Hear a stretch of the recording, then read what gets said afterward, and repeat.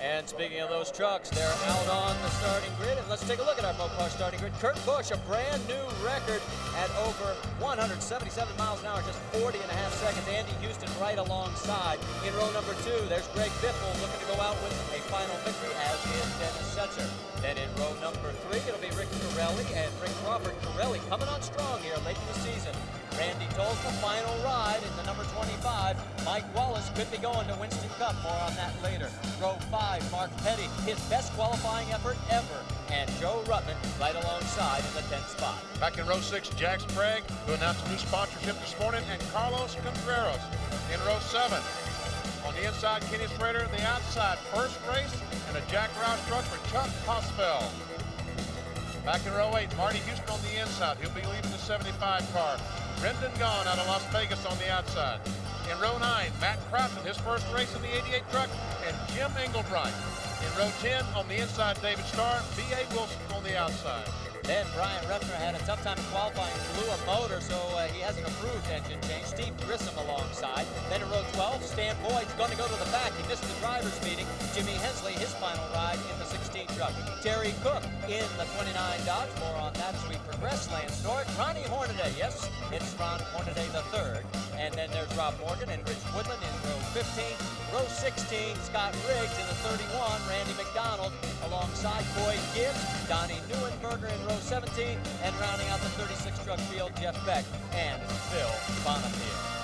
The field for today's race as they continue down the backstretch.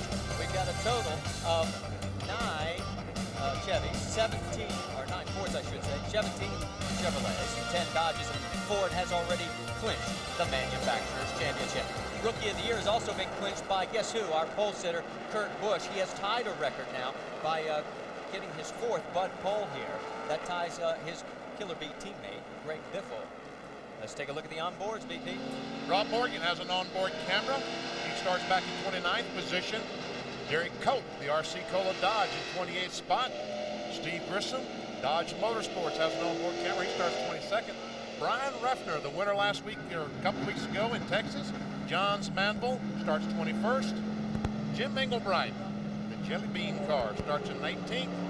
Kenny Schrader has the Federated Auto Parts car in 13th. There's Schrader. And also Joe Ruttman, the Dana Dodge, he starts 10th. Mike Wallace outside that 4th row at 8th, the Team ASC Ford. And on the outside pole, Andy Houston, the Cat Rental Stores Chevrolet. For 24 times these guys have done battle. Today it's the final one. The Motorola 200 is green.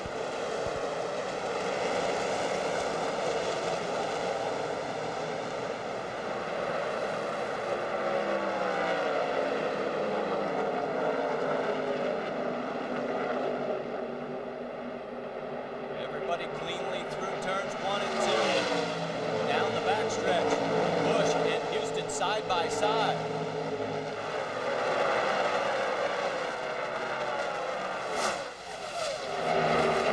Through turns 3 and 4, and nobody in that first 4 is giving it. Oh, Biffle goes up the hill, almost gets inside of Dennis Setzer in the 1 truck. Oh, that's so close.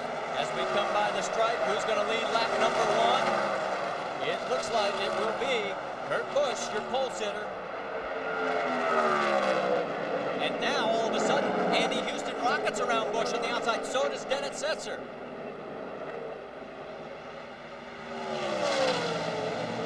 Down the back straightaway, Busch now right alongside. Oh, and a spin. That is Ronnie Hornaday the third. No contact with the wall, but the yellow is out on the Lucas Oil Chevrolet spin by Ronnie Hornaday.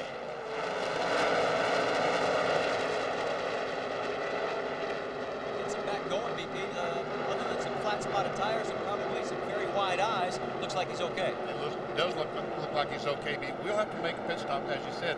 When you put on the brakes and slide these tires, you put flat spots on them, you have to go in the pits and change 4 tires. Unfortunately now, he just has 2 more sets of tires to use today. They've used 1 set in practice. He's now used another set, 2 more sets to run the 200-mile race. 4 sets before the beginning of the activities. Our first caution of the day. Stay with us. A lot more coming from the Motorola 200.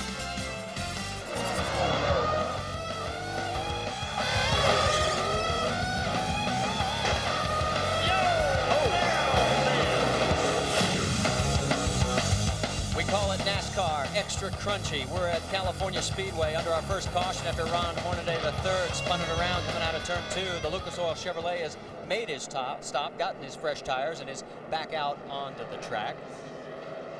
Let's go back and show you exactly what happened. On board with Rob Morgan, this is the International Power and Engine onboard camera. And Hornaday just gets up a little high, gets the back of the truck loose, spins around, and as you said, did not hit anything. And when he made his pit stop, for some reason, he only changed 2 tires. So he still has left side and possibly have a flat spot. Well, some of the guys were saying they could go the entire race on one set of lefts because they are so firm. We're getting ready to go back to green flag racing. Andy Houston leads Kurt Busch. Dennis Setzer third. Greg Biffle fourth. Mike Wallace fifth. That one truck, or the number 20, I should say, the one truck on the inside, that's Coy Gibbs. He's a lap down. That's why he's there. On board with our leader, Andy Houston. I think Kurt Busch is really working today to try to win the war. Trying to finish second in the NASCAR Craftsman Truck Series points race. I think it's important to him that he and Biffle run 1-2 for Jack Roush. Lucas Oil telemetry was up to about 177 BP. See, Dennis Setzer made a move for that second spot, which allowed Biffle to get up on the outside and try to take over. And almost in contact once again between those 2 trucks. Setzer side by side with Greg Biffle. He's got Wallace coming with him, so he's got the drafting partner. Can they get by Biffle? All of a sudden, though, Biffle puts the hammer down on the Granger Ford. We're on board with Mike Wallace. Now that's exactly the spot that Ron Hornaday in the third spun just a couple laps ago, but this time Biffle able to make it through the corner okay, and look at him 4 or 5 wide as they come off turn 2. In the zigzag by Andy Houston, trying to break up the slipstream, the drafting effect, and now Mike Wallace underneath can't make it last, though, as on the outside. It looks like Biffle is better on that high line, BP. Well, what happens when you go down in the corner on the bottom of the racetrack with the truck on the outside, you really are getting loose. You don't have that wall of air to lean against, and it makes the trucks want to spin out or slide the back end.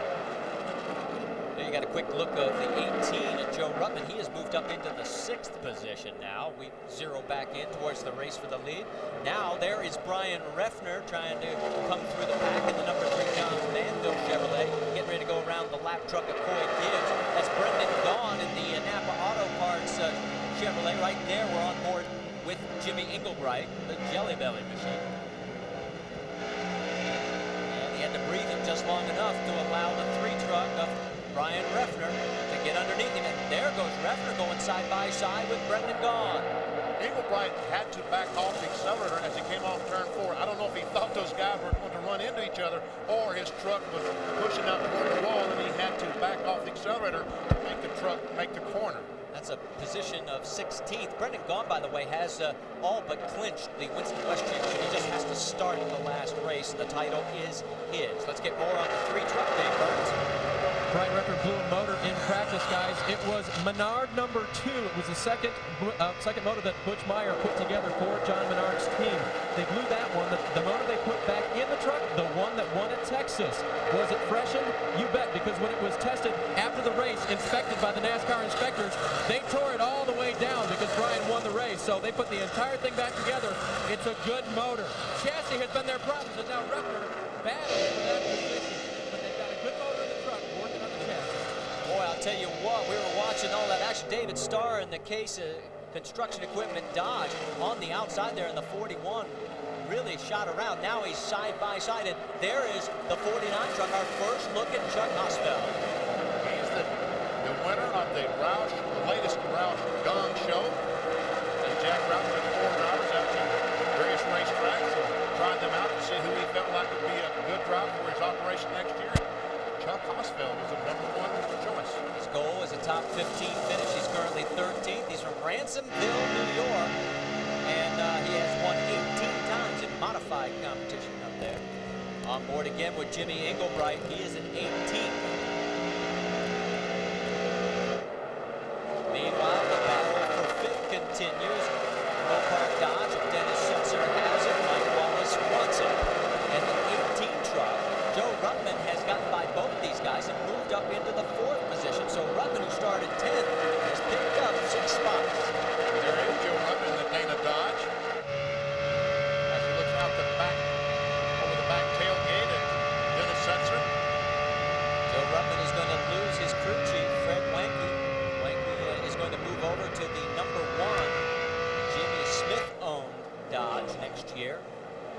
slow truck you saw on the inside was Phil Bonneville. Seems to be off the pace. Speaking of Mike Wallace, we're on board with the other Jim Smith-owned truck. This year it's a Ford. They're changing over to Dodge livery. Meanwhile, let's go back up front. There's Andy Houston and Kurt Busch.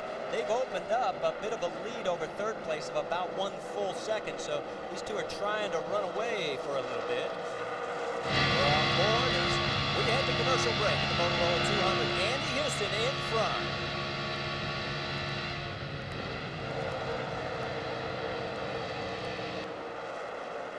Back here at California Speedway at the Motorola 200, final round of the NASCAR Craftsman Truck Series, and you can see now that Greg Biffle has closed the gap on the front runners. So we've got a 3-truck battle up front. It is Andy Houston, then Kurt Busch, followed by our new champion, Greg Biffle. And Biffle looks underneath Busch for a moment. I thought he was going to try to make the move. Right now, Andy Houston is able to keep that 6 of that Cat Rental Chevrolet right on the bottom of the racetrack, and it looks like that the 99 of Busch and the 50 of Biffle, both when they get in the corner, have to let the truck slide up the hill. Well, Andy Houston, despite being on the pole the last 2 years in a row, he's actually only led 13 laps prior to today's event. Guess what? He's just doubled that total. In fact, he's gone 1 better. He's got 14 laps leading here today. Of course, Andy going to be moving on to Winston Cup competition next year, driving for Cal Wells and the PPI team. All 3 of these drivers that you're seeing on the screen now are moving on to a different series next year. Andy Houston and Kurt Busch both going up to the NASCAR Winston Cup division. Greg Biffle, the Granger truck, he and his sponsor both are moving over to the NASCAR Busch Series. But that's not a bad thing. That just goes to show you how good that this series is and just how talented these drivers are. All the way back to 21st, you can see door handle to door handle racing on board with Steve Grissom. As in the number 43 truck, he has got his hands full with Jimmy Hensley. And the 88 truck is Matt Crafton, a young man, his first NASCAR Craftsman Truck Series race. He is leading the Southwest Series. With a couple races left, has about 100 points over Augie Vidovich. That's the truck on the right-hand side, orange, number 88. That story I heard about him back in May. He goes to Pikes Peak, has an attack of kidney stones, goes to the hospital, comes back just in time to qualify. Not only does he qualify 5th, he ends up running the race and finishing 2nd with no practice. The other interesting story is the team said, I asked him, how'd you come on Matt Craft? He said, Kevin Harvick. Well, what do you mean? He says, well, last year Kevin Harvick told me about a kid named Kurt Busch. I didn't go after him. Roush got him. This year he says, Matt Crafton. He says, I went after him. Kevin Harvick, who drives in the NASCAR Busch Series, has raced against these guys, Matt Crafton and Kurt Busch. All these fellas going for the Southwest Series. Feeder system definitely works. Right now, look at Jimmy Hensley trying to close the gap on Steve Grissom. Grissom guaranteed a ride with one of the petty operations next year. It's just not been decided which one. We can tell you on that 43 truck, as we zone in now on the 86, that's Derek Cope. Second time in a row he's been in this truck. We're on board. Looking back on the 43, Howard Comstock is going to be the crew chief. And the possibility that Carlos Contreras and the Latin American Hot Wheels Dodge or Hot Wheels money is going to go with that team is back into play. So the 43 may have Carlos Contreras at the wheel. Howard Comstock will definitely be the crew chief next year. Let's go to the battle for 9th. There's Randy Tolsma and David Starr. David Starr started 19th in this 41 truck representing Case Tractor, Case Rental Equipment, Dodge.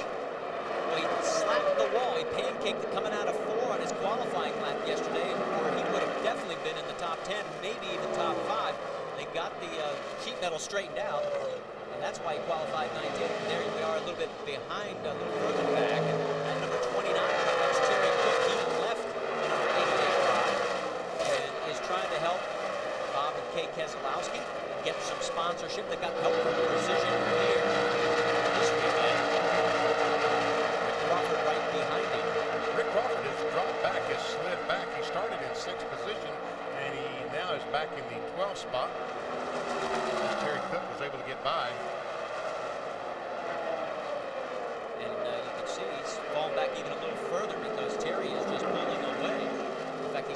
sale for the 75 of Marty Houston. Now let's go back up front. You can see that the margin has widened with our race leader, Andy Houston, now well over a half a second ahead of second place. Now Greg Biffle. Biffle has gotten around Kurt Busch. This track has not been all that friendly to Greg Biffle a couple of times that he has raced here. Continues on his quest, though. He wants to go out with the victory, as does everyone else. We'll find out who pulls the hat and the trick when we come back.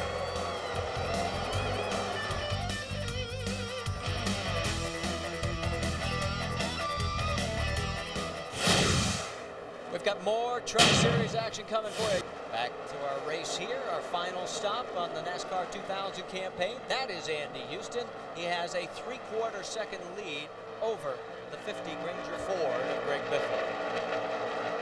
There is second and third. Kurt Busch right behind his Killer B teammate. The 18 truck of Joe Ruttman is 2 seconds back in fourth, and rounding out the top 5 is Dennis Setzer.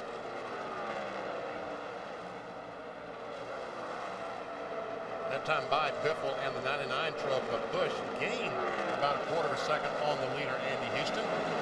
Let's see if they can continue to do that. Couple pushes right on the tailgate of that 50 truck, trying to push him to the front.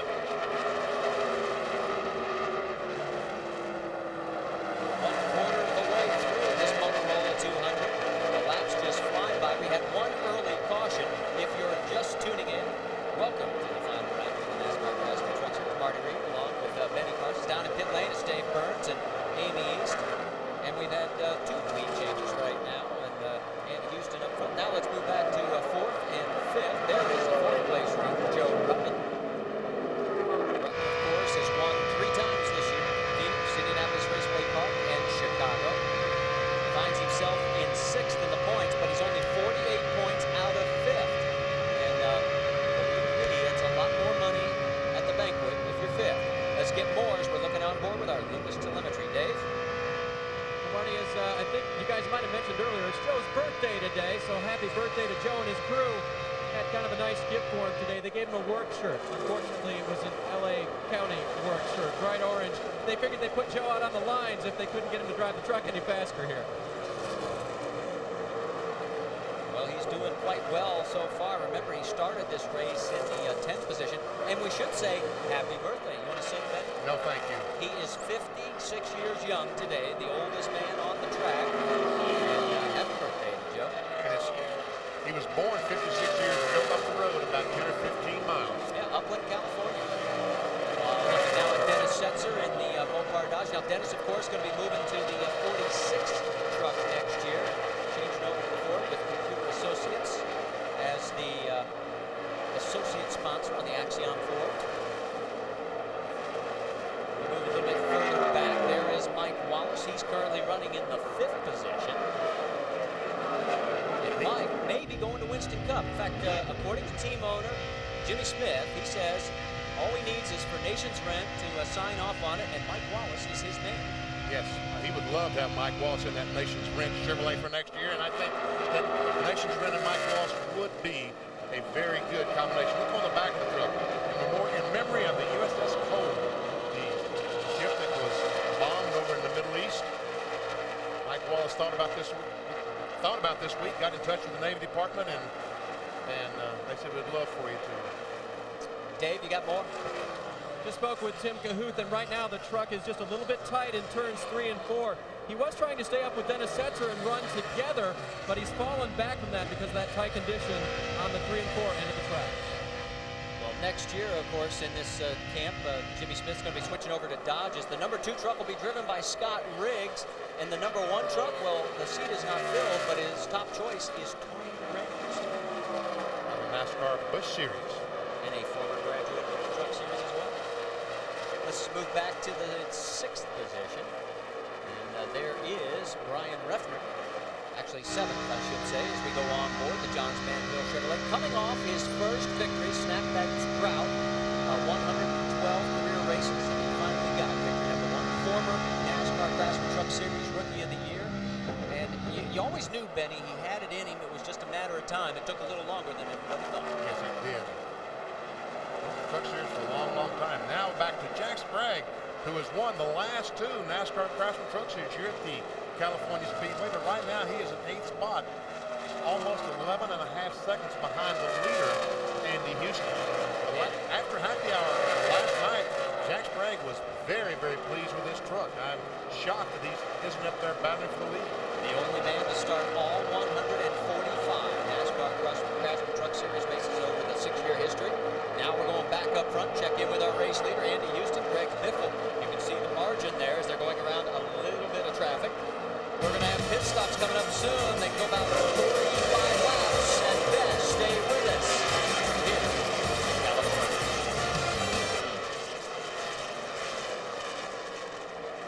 Race leader Andy Houston has opened up a 1.2-second lead over Greg Biffle.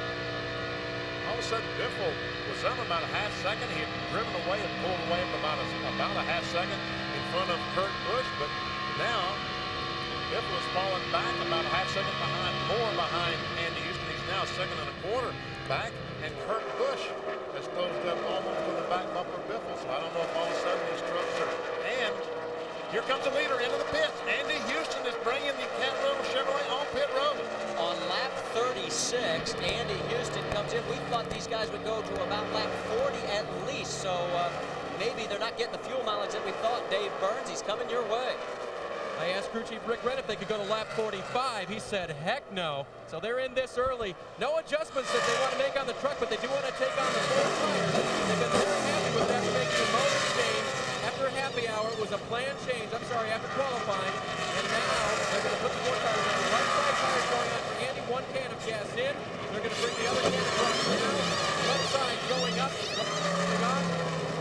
And the guys are going to try to get him out of here. Pretty good stop so far for Andy Houston. No mistakes as they get Houston out of here in 20.8 start.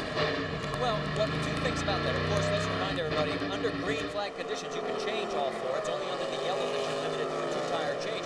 But Goodyear folks were telling us, the guys were saying they could go all the way on the lefts. Why take that extra time? Well, because they're in there, they might as well. Now the left side change, that's out of the way. They don't have to worry about that anymore. We see the 1 car. Dennis Setzer's on pit road. Dave? And Mike Wallace is there too.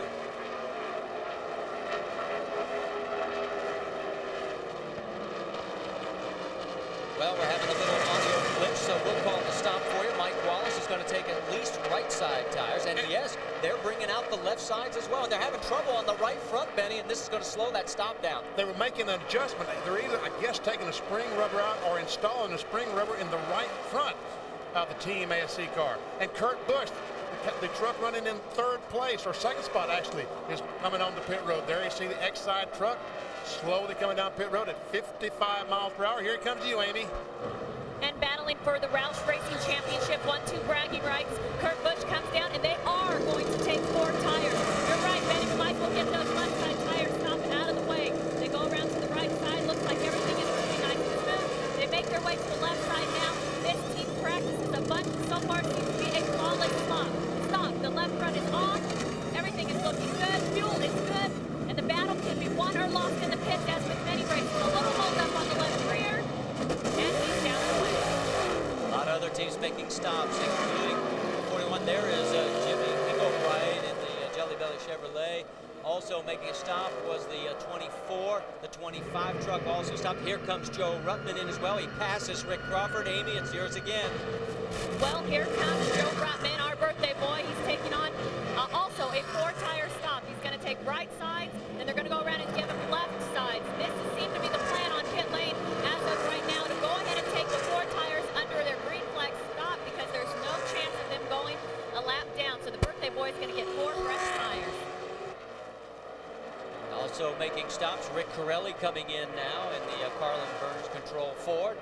Rick, of course, getting a win earlier this year and qualifying very well here at our last race of the season as he get into the top 5 qualifying position.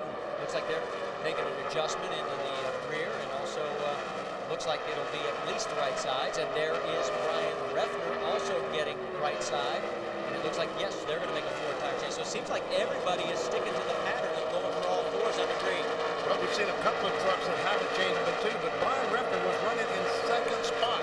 And right now, these trucks definitely do not want to see a caution flag. Joe Ruttman, I noticed while he was sitting in the pits, Greg Biffle, the leader, goes by pit road. So if the caution flag were to come out in the next lap, Ruttman, all of these trucks that made pit stops would in fact be a lap down to this guy, Greg Biffle.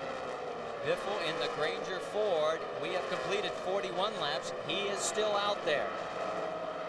He has led a total of 6 laps so far. Remember, he's got that cracked sternum, and also the impact from Texas twisted several vertebrae, and it looks like, will he slow down and make the dive to pit lane? Yes. So on lap 42, he's going to bring it in, and Greg Biffle will surrender the race lead to Marty Houston.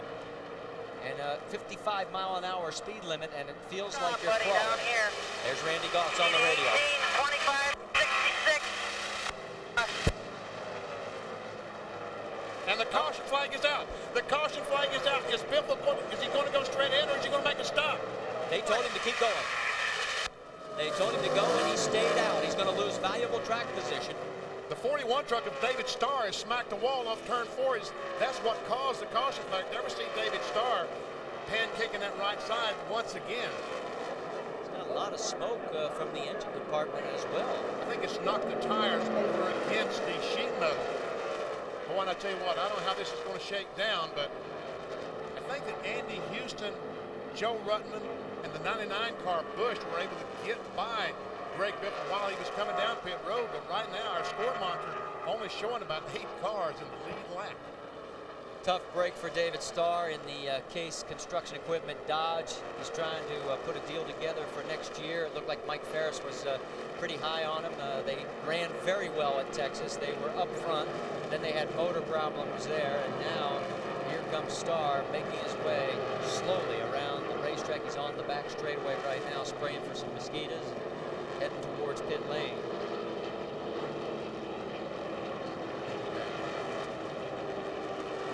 Talented young man, David Starr. 32 years old, lives in Dallas, Texas, won a Winston West race at the beginning of the year out at Las Vegas Motor Speedway. His best finish here in the Truck Series has been 11th at both Memphis and at Texas. He finished 12th last time out at Texas, despite that motor glitch that had the hood up for a while. It just shows you how strong that truck really was that day and how good a day David was having it. Now let's go back and show you what happened to David. Oh, we see some smoke out of the back of the truck. So I guess you're right. I thought all that smoke was just where he had flat the side of the truck, but obviously he had some type of oil line came off or something out front of the hood that caused the oil to get under the wheels, and he goes up, and maybe he didn't smack the wall. Maybe that was a result of previous pancake in the wall. And there is your new race leader, the 75, and Biffle is in second. What a break, Amy. Well, that's what they're trying to discuss down here. They weren't quite sure if they were going to be a lap down or if they can come with the leaders or what they should do. So they've decided now that he can come down pit lane, and the plan has changed. Greg Biffle will not get the 4 fresh tires that his teammate and others here on pit lane have gotten. He's going to get right side tires, as Dave Burns is now going to tell us what Marty Houston's doing. Dave? Hopefully for Marty Houston, Amy, it will be a chance to get fresh rubber, but of course, not pitting under green, he'll only be able to take on 2. They are going to go to the right side and fill the Spears Chevrolet with fuel. And they're also going to make, it looks like, a track bar adjustment. Amy? Well, back here in our champions pit, Greg Biffle is now getting the right side tires, and this is a new pit crew for our champion because Dan Biggs, who's usually changing tires, is crew chiefing for the young Chuck Hossfeld.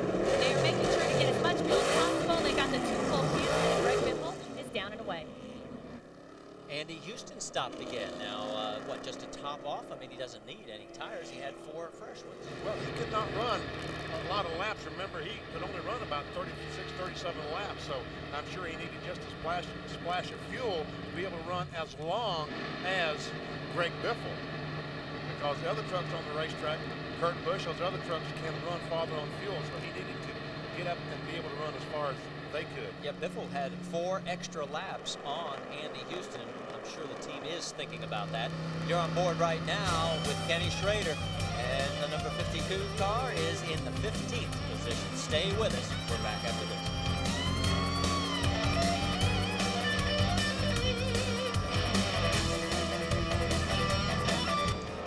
our second caution here at the Motorola 200. David Starr lost a motor in the Case Equipment Construction Dodge and is right now on pit lane. And there is our new leader, Joe Rutman, as he has inherited the lead after some of these stops. We're trying to sort out for you exactly how many trucks will remain on the lead lap now, because some of the teams did pit earlier. David's out of the truck, and let's go to Dave Burns. Standing by with David Starr. David, our Marty Reed referred to spraying mosquitoes out there. A lot of smoke, buddy. What was it? Well, we lost an instance, but the Case Dodge was awesome. I mean, TKO Motorsports, what an awesome race team. You know, I just hate it for this team because we were having a good qualifying run, and I went up and hit the turn 4 wall in qualifying, and we didn't have one of our best qualifying runs, but I wanted to bring the Case Dodge up front and maybe have a win or maybe even finish in the top 3, but that's not going to be today. But I tell you what, this is a heck of a team, and we'll be back at Daytona. I mean, we're having a good time.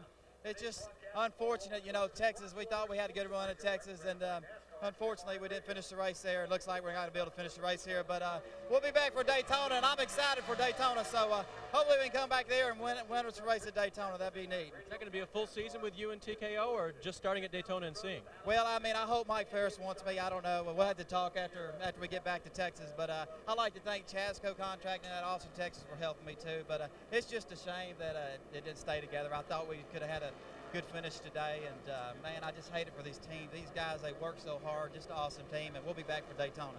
All right, Mike Ferris would do well to think about hiring David Starr. Started 19th, was running 9th when the motor let go. There's Randy Tolsma, and a tough pit stop has moved him back. He's shown 14th, Amy. What happened? Well, during the green flag stops, Randy Tolsma came down, and what was intended to be 4 tires landed up being a 25-second 2-tire stop. They had a lug nut get stuck in the impact wrench, and he landed up only getting right sides and fuel, and that dropped him all the way back to 26th. So if this caution flag benefited anybody, it was Randy Tolsma, because with people making pit stops under that caution, it has indeed moved Randy Tolsma up to the 14th position. But he's on the tail end of the lead lap. Randy Tolsma, the leader. We see the Dana Dodge back there. Mike Wallace, as we're on board, we talked about the fight for second in the championship chase. Let's update you. Kurt Busch would still hold it.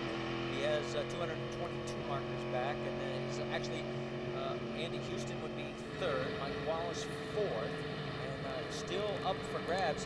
Further down, Brian Reffner would move up to 9th right now, and Steve Grissom would crack the top 10, or stay in the top 10. And as we stay with Andy Houston, remember he stopped twice, Dave Burns. Was it fuel?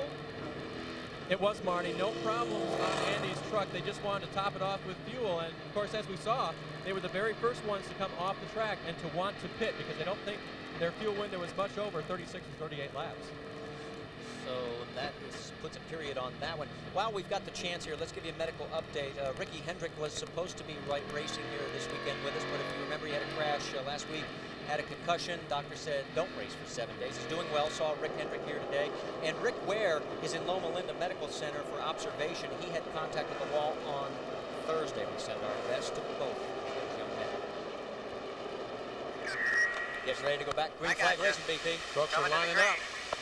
Leader right now, Joe Rutman, has about 3 or 4 trucks in front of him that are on the tail end of the lead lap, desperately trying to stay in front of Rutman in case there's another caution flag. Roy Selby waves the green, and we're back underway here at California Speedway.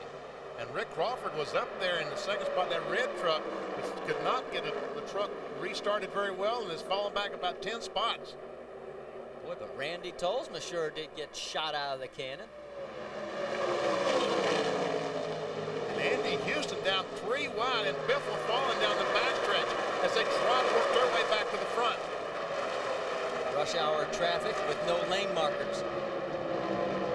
Find your hole and go for it. There's Marty Houston. He's been underneath Ken Schrader. Schrader hasn't been a factor since the drop of the green flag, BP.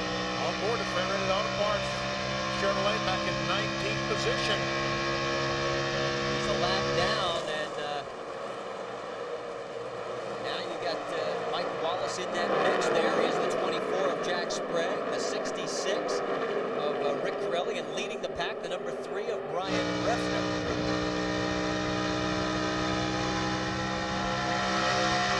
Third I can't make neither tear from that view. I think they'll wait till they get to the front straightaway and then start trying to figure out who's doing what. And Houston just drives up on the inside of Jack Sprague.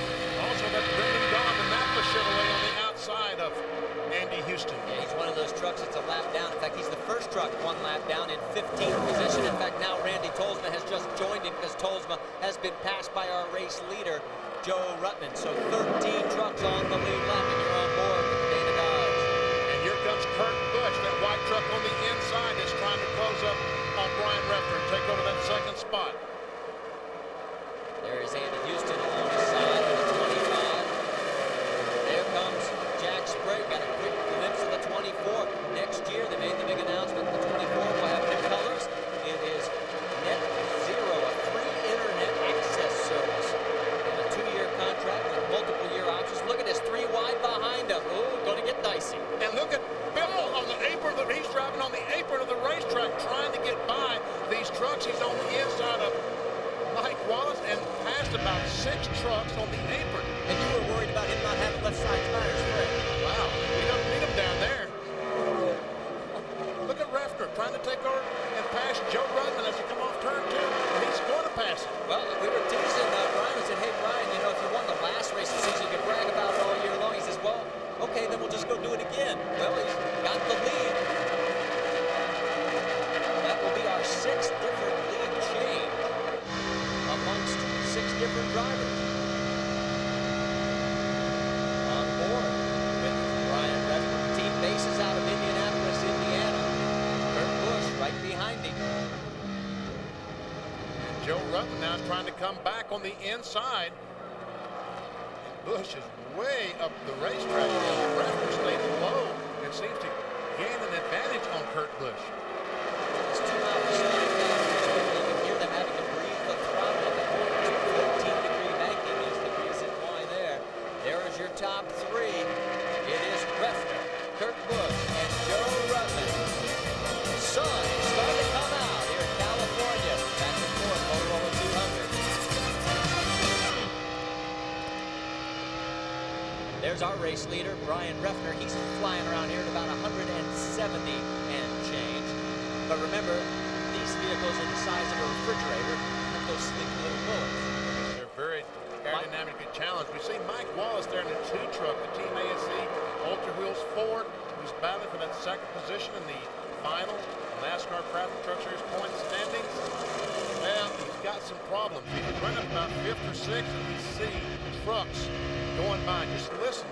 We're on board with him for just a second. On board during the commercial break, we heard the engine. Well, I think we hear it here.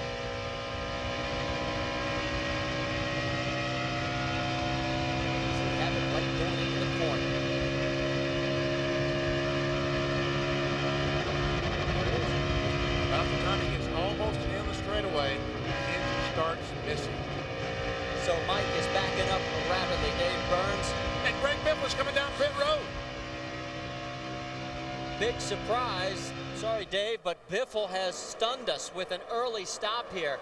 We have completed 58 laps. We're just past the halfway mark. This is way too early to be a planned stop. It might be planned. Nice smooth stop, buddy. We're doing left. We're doing 1. Let's check and see if Amy East is there. Amy, you there? Yeah, I am, Benny. They're going to take left side tires. Maybe this is a plan for when they didn't get to make that green flag stop that they had in 29. Take left and top it off with fuel. But here comes the leaders. Brian Refter comes by the start-finish line. He goes down in turn 1 as Biffle is trying to get up to speed in the Granger Ford. Is he going to be able to stay in the lead lap? There we see Biffle. There we see Brian Refter. I'm puzzled at this stop, the timing of this stop. Especially if he goes a lap down here. But he can make it the rest of the way.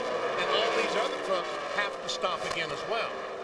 Well, that means, let's see, yes, we're at lap 60, so he'd have to make 40 laps. So he has made over 40 laps. So that would explain it from that standpoint. But boy, what a risk. If you go a lap down, you just ruin your chance, especially if the yellow comes out. He has got the hammer down right now. That's the target in sight for Brian Refter. You're on board. Look at this, 185. 86. Going down in turn 1, Refter backs off the throttle. and he is getting closer to Greg Biffle. Brian Refner, let's see as he goes down the backstretch. He should be a little bit slower here because, and he is, because this straightaway is not as long as the front straightaway. Amy, you've got more on the Granger Ford? Yeah, the reason they came down pit lane was a result from when they tried to do it under a green flag stop. Randy Voss decided that if they come down and get the left side now, then they will be back on sequence with everybody. If another caution comes out and the leaders have to come in, they will in turn stay out. Dave Burns? Well, it's diagnosis time for the Team ASE guys. They go under the hood. There are so many lines in the oiling system that if that's the problem, they've got a lot of stuff to check, but I don't see a lot of oil being thrown around the engine bay. It was diagnosed as a miss earlier by Tim Cahuth, and that would indicate by where they're going. It looks like they're checking the plugs, making sure they've got fire to all 8 cylinders. But Mike Wallace definitely with motor problems. It was a miss. Tim Cahuth told me that right before we went to commercial, and now they're just trying to figure out if it's anything they can fix. Well, it doesn't look very good. Take a look at this, side by side, the battle for second, Kurt Busch and Andy Houston. And Busch gets credit at the stripe. He is 9/10 of a second behind the race leader, Brian Refner. And we see Andy Houston was not able to take that Cat Little Chevrolet on the bottom of the racetrack and did not have that wall of air to lean against, so he had to back off and let Kurt Busch maintain that second position. Busch trying to put a lock as we're on board with Joe Ruttman. He is running in 4th position. Busch trying to put a lock on 2nd place in the championship chase. Give Jack Roush a 1-2 sweep of the NASCAR Craftsman Truck Series in 2000. And only 38 laps to go. Battle for 2nd in the points championship as well at stake. Wallace is now gone from that battle as a result of being in the pit lane. He will finish in the 4th spot, but it's now down between Kurt Busch and Andy Houston, and right now they are separated by 30 points as we speak. Andy Houston once again at 16th early, trying to take over that 2nd spot. Is he able to clear the 99 going in the corner? If he isn't, he may have to back up. No, he isn't. Well, but Kurt rides up the hill just a little bit, and that allows Andy to get back onto the throttle, and he does complete the pass. It doesn't look like they're going as fast as they really are there. No, 185-mile crowd as you go down turn 1. Well, that's also like the deceiving size of today's crowd. The place holds 100,000, and it is half full, but it's spread out all over the place. So 50,000 is a great crowd, but it doesn't look all that big. So sometimes things do not appear the way they are. There is your race leader, Brian Refner, right now with a 1.7-second lead over Andy Houston. The Chevys are running 1-2. Stay with us. Final round of the NASCAR Craftsman Truck Series, the Motorola 200. You're looking at the battle for 5th, of course I should say 6th on the racetrack. These are the teammates actually for this weekend. Number 1, Mopar Dodge, Dennis Setzer and Terry Cook in the Precision Gear Dodge. And Bob and Kay Keselowski losing the Mopar and Dodge backing after this season. Not a very popular move down in the old garage area. And everybody has been pulling real hard for both Bob and Kay to come up with a new manufacturer and some sponsorship. And while these guys continue to motor around in station in 6th and 7th, Dave Burns has caught up with a very disappointed Mike Wallace. And of course, Marty, that's because he was battling for a possible 2nd place in the points today. Mike, we know this one hurts. I'll tell you what, we had such a great year of the last 3 races this year. You know, it all went downhill starting at Dover when we about won and got taken out there. But, you know, what can you say? It's a mechanical failure. There's a lot worse things in life that can happen. So we'll just take it from there. Team ASE Ford F-150 had a great year up until now. We've had a motor difficulty. You know, I don't know exactly what happened. It was going to blow wide apart if we didn't quit while we were still had it going. But sure, heartbreaker. We didn't have 2nd. We still want to get back to 3rd or something. You know, we only needed 3 points on the 60 truck to be back in 3rd. And, you know, I guess we'll finish 4th. I don't think Jack can catch us. Heck, maybe he can too. So it's a heartbreaker. But like I said, there's worse things in life. All right, his guys are going to try to go under the hood and get him back out for a few possible points. If they don't, Mike will have to settle for an opening win this year at Daytona and also a win at Bakersfield. And Biffle smacked the wall off turn 4. That 50 truck, the red and black truck, as he tries his best to stay in front of Brian Refner in that 3. The leader of the race is the 3, the Johns Manville truck driven by Brian Refner. Biffle almost 2 miles behind. He wants to stay out front in case the caution flag should come out. Watch as he comes off turn 4. He lets that truck drift up, and he can't let it drift anymore because the wall is there. He brushes it just enough to leave a mark. He has never had a lot of success at this racetrack. Remember, the championship came down to the last race last year, and of course it was Jack Sprague beating Greg Biffle to the stripe. Of course, Biffle did not get any help from his teammate that day in those last closing laps, which didn't go over very well in the camp. But right now, he's in jeopardy of going a lap down, and that was the danger of that pit stop. And Dennis Setzer is coming down pit road. Dave Burns, what's going on with him? Well, these guys are getting ready to put on 4 tires and fill in full of fuel here on lap 71. This is a decent time to come in, only 30 to go. He won't need to come in again, but they are going to go for 4. And all these guys who want Dennis to win one last time for the Keselowskis do have work next year. The Keselowskis had to tell them, guys, go for those good jobs, and they do have places to go, but this will be their last race working for the Mopar 1. They get the right sides on, left sides are on. Little trouble on the left rear. They've got that corrected. All 5 lug nuts on. Fuel in the truck, and Dennis is gone. Well, it was Bob and Kay Keselowski who were there at the very beginning with the Dodge project. 3 wide. That is Rob Morgan in the Axiom Ford, and Jimmy Engelbright going around Chuck Hosfeld. And you're on board route now with Rob Morgan. As he looks back at Chuck Hosfeld, folks, I wish that you could see the uniform that Chuck Hosfeld in that 49 truck is wearing today. It has a big for sale on the front and back of it because Roush and his people are definitely trying to find a sponsor for a couple of trucks next year, the NASCAR Craftsman Truck Series, so they can come back and try to compete. But Chuck Hosfeld said he felt like Burt Reynolds in that movie, Stroker Ace, like we had to dress up in the chicken outfit. That's how he felt. Let's take a look at our Dodge race recap. Our leader is Brian Refner. He's led 21 of 72 laps. We've got 5 lead changes, 2 cautions for a total of 9 laps. The average speed is at 146 miles an hour. Last year's average, to give you an example, was 128. There's your lap leaders: Houston, Refner, Biffle, Ruttman, and Marty. Houston has led for 2 laps. Kurt Busch for 1 lap as well. Out of the race, Jeff Beck, David Starr, Rich Woodland, Phil Bonifield, and perhaps very soon Mike Wallace, although the team is still working behind the wall. And now you're on board with Rob Morgan in the Axiom Ford. He's running in 17th position. He's 1 lap down. In fact, there is only 11 trucks on the lead lap, and that 11th truck is Greg Biffle.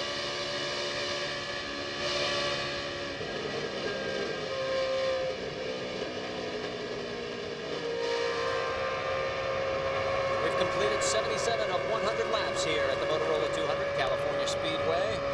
And you're on board with Joe Ruttman. And right now, Ruttman is running in the 4th position. Right ahead of him is Kurt Busch, who is running in 3rd. Ruttman was alongside of Kurt Busch just a moment ago. Not able to make that pass stick. Meanwhile, as we watch this, let's check out our Lucas Oil telemetry on board with Joe Ruttman. We'll see what kind of RPM, what kind of miles per hour he gets down the backstretch. Do we need a full load of gas or just 1 can? They say 1 can of fuel. Is that what they were saying? That's what I heard.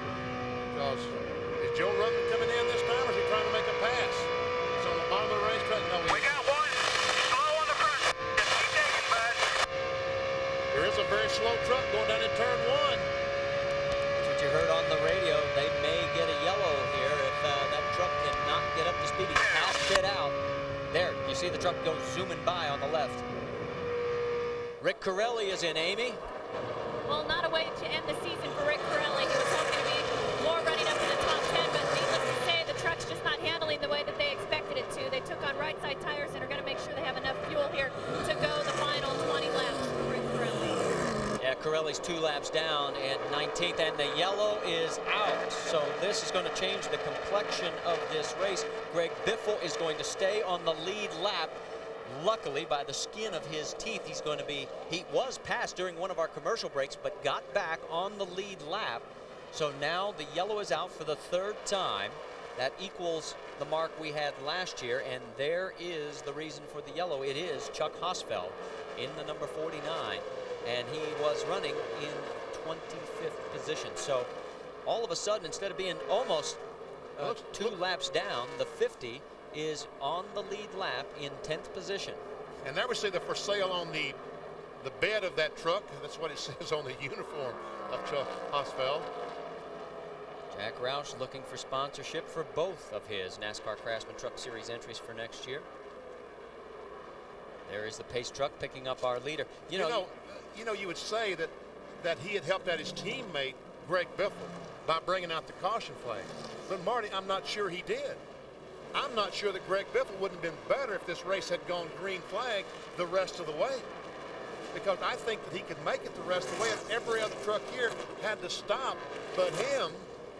I think he might have won the race if this thing stays green flag the rest of the way. Boy, I tell you what, either way it shakes out. It was a very difficult call at the time, and how it ends up turning out, we're going to have to wait and see. Right now, 10 trucks on the lead lap, and here comes everybody on that lead lap into pit lane, led by Brian Refner.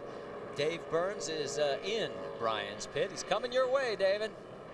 And I just checked with Les Bach, the crew chief. They said they didn't want to make any adjustments, but they would be changing, obviously, only 2. They're going to go to the right side, put fresh rights on for Brian to try to get back out and win this thing for the 2nd race in a row. Remember, he's the defending winner from our last race in Texas. Let's go to Amy.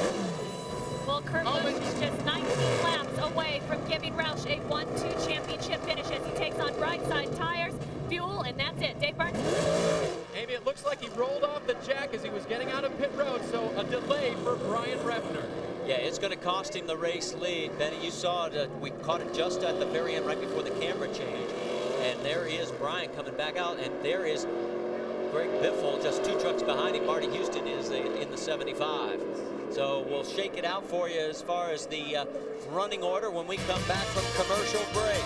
Here at the Motorola 200, we've run 81 of 100 laps. Under our 3rd caution here at the Motorola 200 at California Speedway, you're on board with Brian Refner, and the bad news for Brian fans is back to 6th place, BP. Costly pit stop. Very costly pit stop. Let's go back and take a look at exactly what happened. We thought it might be a problem with the jack operator, but on second viewing, it's really Brian's problem in the cockpit. I think as soon as he gets the tires changed, Brian realizes that. He lets off the brakes. See the rear tire? Did you see the rear tire spin just a little bit? That's when Brian Refner released the brakes, and that allowed the truck to roll forward and roll off the jack. Just long enough to put Brian back into 6th. Take a look at the pit in and pit out. Refner, the big loser. Houston comes out in 3rd. Busch, the big winner, he gains 2 spots, as does Ruttman. And Marty Houston drops 2. Let's get an update on Brian Refner. Dave Burns. Marty, to add to that story, Les Bach, his crew chief, just told me when they changed motors, the clutch position was bad for Brian. The way they set it up again, they didn't set it very good. And he thinks that Brian actually engaged the clutch, and that's what took him off the jack. Well, he came back from a bad pit stop in Texas to win. He's going to have to do it again. He's got the truck. I mean, this is the same truck that Jay Sauter won Texas and California the last 2 races last year. He's already pulled off the first half by winning Texas. Can he do it here today? Joe Ruttman, you're looking out the back of the Dana Dodge. Amy, you've got more? Well, they had an excellent 2-tire right side stop down here in the number 18 pit, but Joe Ruttman does not feel confident to lead. He says his truck is better and more comfortable when he is following, and he's been following that 99 for quite a while, so look for Joe Ruttman to follow the 99 until he makes a last lap dash for the win. Let's take a look at the NASCAR Craftsman Truck schedule. The exclusive home, well, all the races will be seen on ESPN and ESPN2 next year. 24 total events. There will be 5 new venues, including Darlington, Kansas City, Nashville, South Boston, and a return to Las Vegas. So there'll be no road courses, all oval races. The entire schedule is tentatively set to be released on Monday. So tune in to RPM as John Kernan will give you all the updated and the complete 24-event schedule. But some great new venues on the NASCAR Craftsman Truck Series schedule for 2001. And we're back to green flag racing here at California Speedway. 15 laps to go. See, Kurt Busch quickly gets on the inside of Dennis Setzer. Setzer was on the lead lap in front of the leaders, but now Busch has quickly put himself between Dennis Setzer and the second place truck of Joe Ruttman. Boy, and Busch just shot out of a cannon. Remember, all of his 3 wins have come on the super speedways. And look at Houston's giving a little nudge to Joe Ruttman saying, hey, it may be your birthday, but old man, get it going. And Ruttman responds. He does get it going as they close in, trying to run down that 99 truck of Kurt Busch. Running in 3rd place is Andy Houston. Dave Burns, you've got more? And they really weren't happy with the truck, Marty. They came in, they took on right side tires. They made a track bar and a wedge adjustment because he was pretty loose. So Rick Wren decided to make some major changes in the truck to try to make it a bit faster for Andy. Well, Andy finished 2nd at Texas last time out. You saw the Lucas Oil telemetry within striking distance. So is the 24. There's the GMAC Financial Services Chevrolet. That is Jack Sprague. He's in 4th. And moving into 5th now is Refner. He has gotten around Terry Cook. Cook giving that 29 truck a precision gear Dodge a great ride in 6th right now. And there we see the... In fact, that is the precision gear Dodge. He's gotten back around Brian Refner. So put him back into 5th position, and there is Jack Sprague side by side with the number 1 of Dennis Setzer. Setzer a lap down in 11th. And Biffle goes up the racetrack and almost makes contact with that truck. I guess that's Brendan Gaughan. He almost made contact down in turn 1. Biffle got low on the racetrack. His entry in the corner was not very good, and he had to have somewhere to go. And fortunately, look at him once again. Oh, he backs off the throttle wisely because there was going to be some contact between the 3 and the 50. Yeah, and remember, with that cracked stern, the last thing he needs is more contact with the wall. Look at the number 29. What a great ride for Terry Cook in this truck. I mean, he has given this one a great run, qualified 25th. They were trying to sort it out. They went the opposite direction of the teammate, number 1 Dennis Setzer's truck. His best finish this year was back at Daytona in 4th when he was in the PickupTruck.com Chevrolet. Last time out of Texas, he was 17th. So Terry doing well here. Great Biffle right in front of him now. So Biffle running in the 6th spot. There is Refner, who is running 5th. Go back up front. Kurt Busch has about an 0.8 of a second lead over 2nd place Joe Ruttman. He's pretty much got a lock on 2nd place in the championship. Stay with us.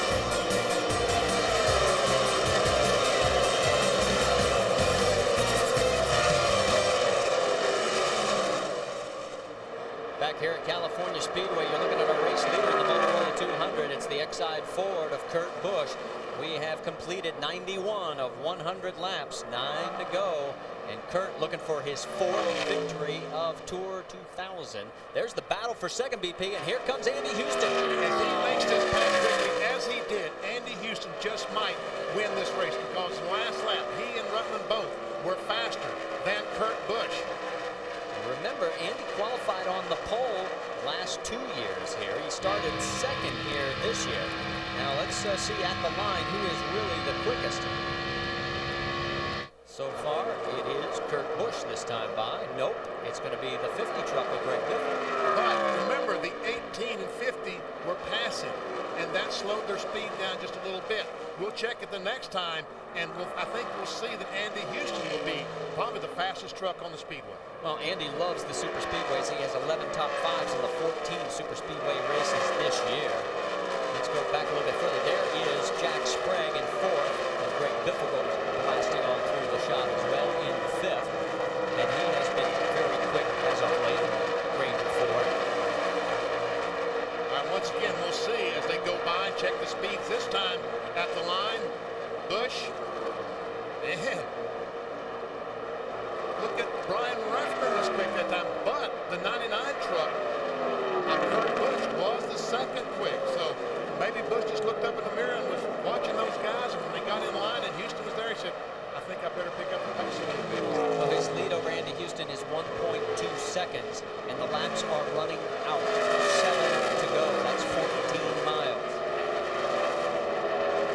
Right now, Jack Sprague, who has won here the last 2 years at California Speedway, is in jeopardy of having that streak snapped by that young man right there. 22-year-old Kurt Busch from Las Vegas. There's Matt Chambers, his crew chief. They have been a formidable team this year, also going to Houston Cup with him next year. They'll keep that combination together. Houston, as we go on board with the Dana Dodge and Joe Ruttman, they're trying to close the gap, but didn't cut into it last lap, Benny. No. As a matter of fact, Kurt Busch was a little bit quicker last time. Let's watch Ruttman as he goes down the backstretch. 178, 179 miles per hour before he backs off. Touches the brake just a little bit. That's to keep the truck on the bottom of the racetrack. Comes off on the throttle, trying his best to catch that yellow and red Chevrolet. We've had 6 different leaders, 6 lead changes here at California Speedway today. Right now, Andy Houston's led the most laps, 34 of those. Let's go back to this battle between Brian Refner and Greg Biffle. And Refner in 6th, trying to take that 5th spot away, and I'm sure he's thinking about that clutch from that pit stop that put him back in this position. He had the dominant truck before that last round of pit stops. Thought about trying to make a pass on the outside. Biffle was quick enough that Refner was not able to do that. Another lap down, 4 to go. There is Jack Sprague right in front of him. The last time he'll be running the GMAC colors. Net 0 on board next year. If Kurt Busch holds on to his victory, it's going to set a new record for rookies with 4 wins in a season. Craftsman, the sponsor of the series, this year their plan was to offer $10,000 reward to the Boat Center to win the race. I think this year, if Kurt Busch were going to win this race, they would pay out 10 times this year. $100,000 in bonus money. And right now, he is 3 laps away from picking up that 10 grand bonus, and that would be a record for the NASCAR Craftsman Truck Series. The former record was 9. We've tied it so far this year. And believe me, that bonus is sought after by the Pulsar every time. Now, Joe Ruttman has won it 2 times this year. There goes Kurt Busch. His lead's up to 1.6 seconds on the last lap. So this time by, there will be 2 laps remaining, 5 miles. Actually, 4 miles, I should say. It's 2-mile circuit. Joe Ruttman just not able to close the gap. Again, as you see the grandstands, remember this place holds 100,000. And there is a crowd of about 50,000 here today. It is well attended, although it spreads out quite a bit. 2 more circuits here at California Speedway. Kurt Busch, it looks like he's got it on cruise control right now, Manny. It really does. And that last lap, he had slowed down a little bit. I don't think he can afford to slow down too much. He was about a mile per hour slower than the 2nd and 3rd place trucks. So there's the Andy Houston, the 16, the 18 of Joe Ruttman. His other victories this year came in Milwaukee, Loudon, and Dover. He had 5 second-place runs as well. And the 22-year-old from Las Vegas is going to take the white flag. 1 more circuit, about 41 more seconds of racing left in the 2000 season of the NASCAR Craftsman Truck Series. Whoa! He got loose, Benny. Coming out of turn 2, big wiggle on the X-side 4. That got his attention. Well, on the last lap. And now Houston and these guys, it's almost like a shark. They can smell problems. Was it just getting loose, or did he have a flat tire? Does he have a tire going down? Through turn 3 and 4, Kurt Busch coming out of turn 4. There's Andy Houston. The time is run out. We've got a crash on the backstretch as Houston tries to close the gap. Kurt Busch is going to win for the 4th time, setting a record for a rookie in the NASCAR Craftsman Truck Series. He says farewell and heads to the Winston Cup campaign in 2001 by closing out with another win.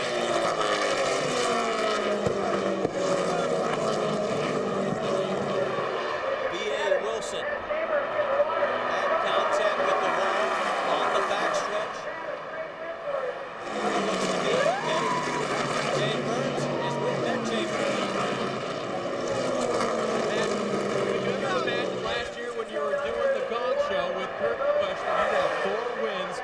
NASCAR Craftsman Truck Series this year? No, I never imagined it. We kind of look forward to having a season similar to Greg Biffle's season. I tell you what, this whole crew and everybody's dug real hard this whole season. We got an X-Side batteries Ford up in the front all season, and Kurt Busch has done a great job for us. I'm real proud of everybody and the whole team. What can you do in Winston Cup? It's going to be a tough road to hoe, but I think we're going to be able to get some stuff done here before too long. Well, he certainly got the driver to do it. Kurt Busch is one tough Rookie of the Year in the NASCAR Craftsman Truck Series. And there are the killer bees side by side. Greg Biffle, your 2000 champion. Despite the cracked sternum, he comes home in 5th place today alongside his Jack Roush teammate. And winner today, Kurt Busch in the X-Side Ford. How does it feel to be 22 years old, win 4 races, there goes the burnout. Biffle's got this burnout perfected, but I don't think Busch hasn't quite figured out yet. I think Kurt doesn't want this to end. He's taking another lap around. Look at this with the banking on the straightaway. Lighting them up the whole way down. The Granger Ford. This is the celebration he never got to have because of the crash at Texas. So the champion, rightfully so, takes his one moment. And here comes Kurt Busch down the back straightaway, clinching 2nd place in the championship, giving Jack Roush a 1-2 lock here in 2000. Stay with us. She wants to stay on headsets for a while. Uh-oh. That's going to go over well. He comes back out on the racetrack, and Kurt Busch is yet to go to victory lane. So, while Kurt Busch does another victory lap, that's the winner of today's Motorola 200. Left side of pit road, Alan Alexander has gone up. Look at the Motorola the second consecutive race. Andy Houston climbing up the Gabriel Chevrolet. Full line from the second and congratulations on the winning championship. Thank you. Aaron Ford Chevrolet putting it on a something. Kurt Busch at the start-finish line. Kurt Busch, winner of the Motorola 200 NASCAR Craftsman Truck Series. Ready to do it for the crowd.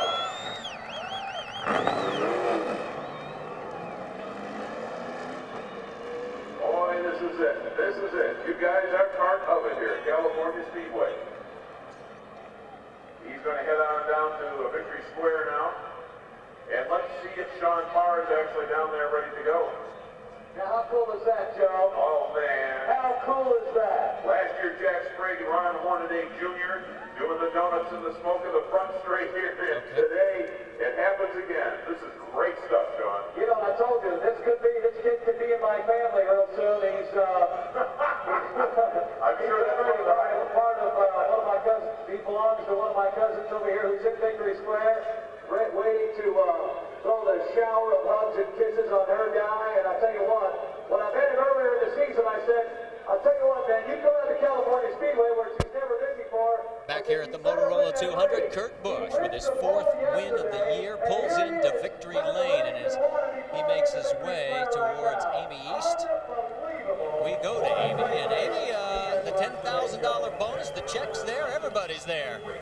And the last time I was here with Kurt Busch, he won the $10,000 bonus at Dover. He's got a knack for starting on the pole and winning races. And who would have ever thought that 22-year-old Kurt Busch would not only come into this series and win 4 times, win poles, but finish 2nd in the championship race to his team. Oh, as he dive bombs into the exit crew. Let's jump in here and talk to Kurt as they're in a huddle right now. Gets a kiss from his coach. Kurt, did you ever imagine you would come into the NASCAR Craftsman Truck Series, not only win 4 races, but finish 2nd in the championship points and get a Winston Cup ride out of it? I had no idea. I got the ride, and they said we're going to finish top 5 in points and win a few races. That's going to be tough. But these guys knew it all along that they could do it. And all I had to do was do the wheel, man. They really got me out there in that last stop.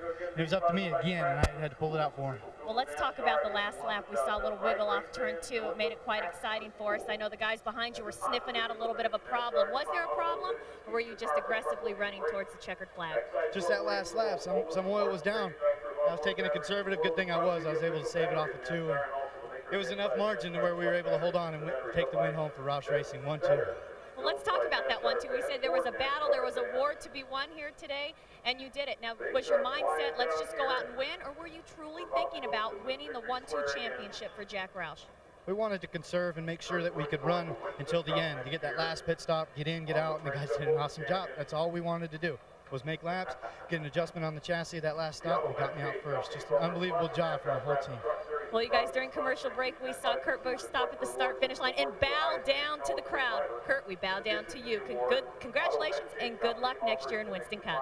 Thank you. It's just been an unbelievable ride. Rich Reichenbach, the spotter, got me this job, and Matt Chambers has really given me the go. Looking forward to next year. It's going to be tough. We got to learn where that front bumper is, and we'll make some conservative runs and just make some laps next year. That's Kurt Busch, bright young future in the NASCAR sport.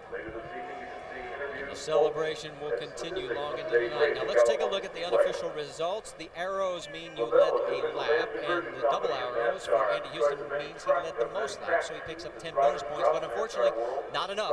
He's going to finish third in the championship chase. On down, you can see we actually only had 10 trucks on the lead lap at the end of this event. Of course, that one untimely caution created problems for several. There's Mike Wallace, and tough end for his campaign. Remember, he started off with a victory at Daytona, did not finish it the way he wanted to. And let's take a look at the final points now. Kurt Busch by 30 over Andy Houston. That's exactly where they started the day. Mike Wallace locked down fourth. Jack Sprague, Joe Ruttman, Dennis Setchum, Randy Tolzman, and it was a shift in 9th and 10th. Refner moves up to 9th. Steve Grissom drops to 10. Stay with us. We'll talk with more of our championship in 10 minutes here.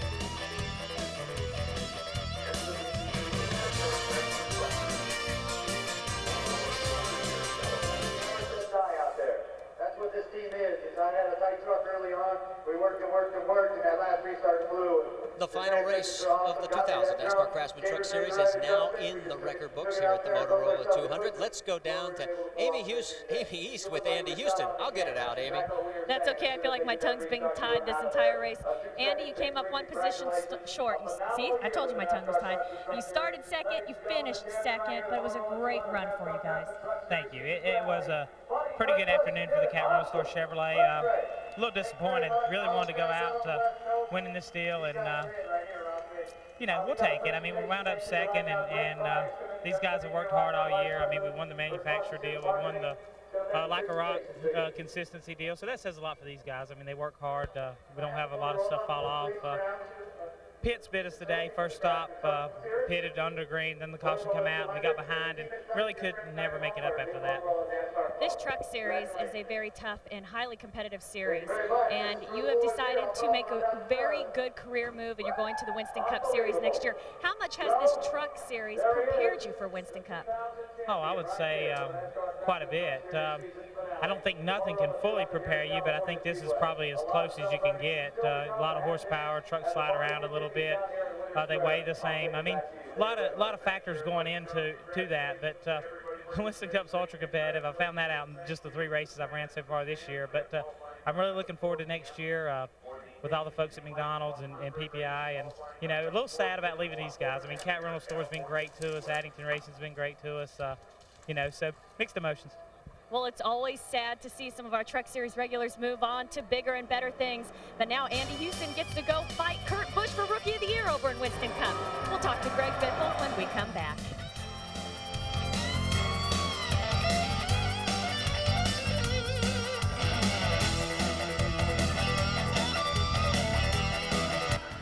And Marty, I bet he can't wait to get to the banquet after what happened again at California. Not very good to you today, was it? No, it wasn't. You know, it's tough. We've lost the last probably 3 out of 5 races in the pits.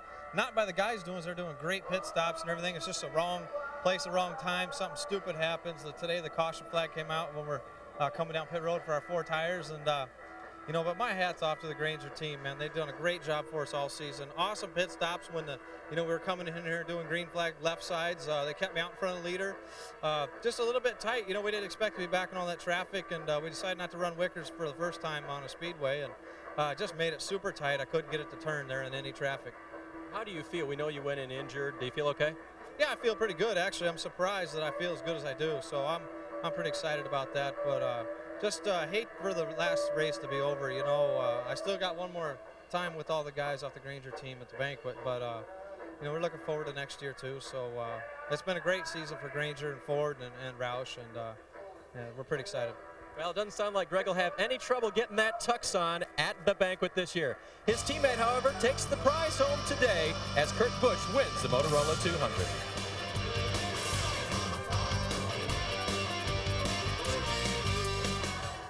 It's photo time in Victory Lane at the Motorola 200, the $10,000 Craftsman bonus check for winning from the pole.